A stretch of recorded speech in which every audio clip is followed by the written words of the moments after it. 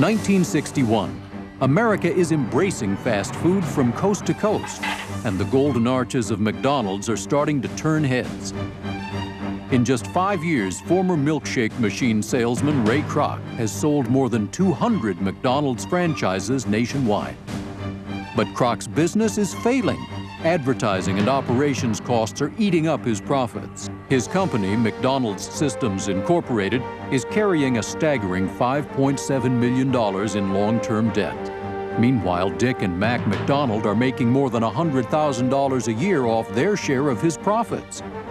Kroc tries to renegotiate his contract to get more of the profits, but the brothers don't budge. Ray's working all hours. It just was not fair that the McDonald brothers would be so resistant to this guy who was making them wealthy. Well, it was a fair and equitable wage, that contract. If it wasn't fair, that Ray really should have made a change before the contract, before he signed on the bottom line, because it was a business deal. Ray Kroc has had enough. He concludes that to make a profit, he will have to gain total control of the restaurants. He wants to buy out Dick and Mac McDonald.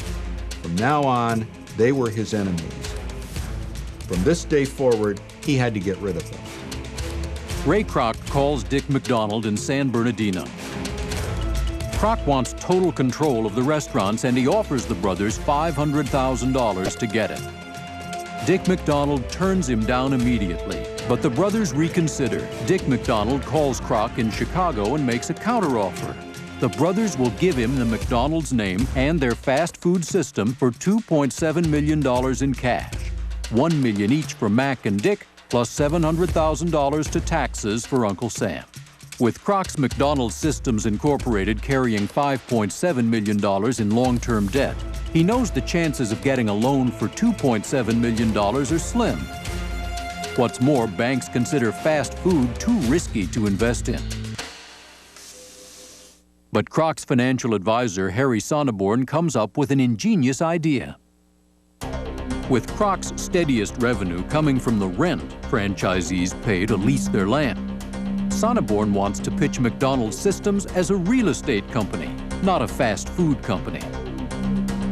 He turns to John Bristol, a high-powered money manager from Manhattan known for taking risks. So the fact that there's real estate involved makes the banks feel much better about loaning money at favorable rates. That was music to John Bristol's ears.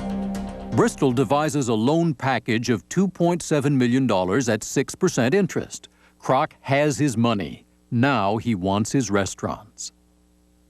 In November of 1961, Ray Kroc calls Dick McDonald and tells him he has the cash. But there's a new hitch. Kroc thinks the brothers' store in San Bernardino is part of the deal. It's not. Dick and Mac don't want to sell their original restaurant. He was shouting what kind of bastards these guys were, these sons of bitches. I'm doing everything for them. They're not lifting a finger for me. These guys are disloyal. I can't stand them. I hate their guts. Kroc counters with a condition of his own. He agrees to let Dick and Mac keep their original restaurant, but they cannot use the name McDonald's. If the brothers want to keep their restaurant, they have to call it something else.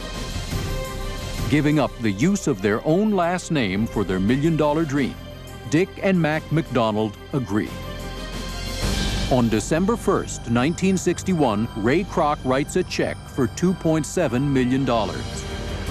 34 years earlier, the brothers had set out to make $1 million apiece by age 50. They finally had their money, even if it was 1 year late. In 1961, Dick was just turned 51. So he was real close, so it was time to go.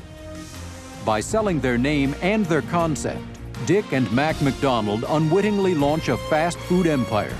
By 2002, the Golden Arches are established in more than 25,000 locations around the world and are generating $40 billion in annual sales. As Ray Kroc's fast food juggernaut continues to expand worldwide, the deal that made it happen offers 3 important business lessons. First, search for hidden value. While the McDonald brothers succeed in inventing one of the most lucrative business models in U.S. history, they lack the vision to judge its true value. Well, in 1961, the McDonald's brothers make out best because they walk around with what was a nice-sized personal fortune. But clearly, in the long run, the McDonald brothers did not work out best at all. When Ray Kroc notices the McDonald brothers' multiple orders from multi-mixer machines, he alone sees the hidden potential illustrating lesson number 2. Big vision equals big rewards. Ray Kroc has a vision, has a view of how he wants it to happen. And even though any conventional business person at the time would look at him face to face and say, Ray, I don't think you're going to be able to do that, he would say, I'm going to find a way. While the McDonald brothers do not see the pent-up potential of their new fast food concept, Ray Kroc does, putting into play one of business's most aggressive strategies. Seize the opportunity. Ray Kroc was the Dutch.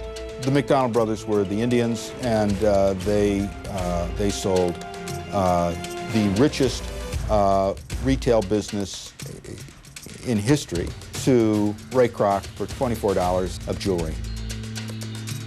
Ray Kroc's buyout of the McDonald brothers has become one of the most legendary deals in business history.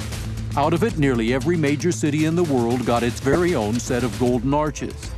It's a big deal that thrust an unassuming salesman into the worldwide spotlight and plunged 2 brothers named McDonald into relative obscurity. It's a big deal that forever altered the business of how we eat.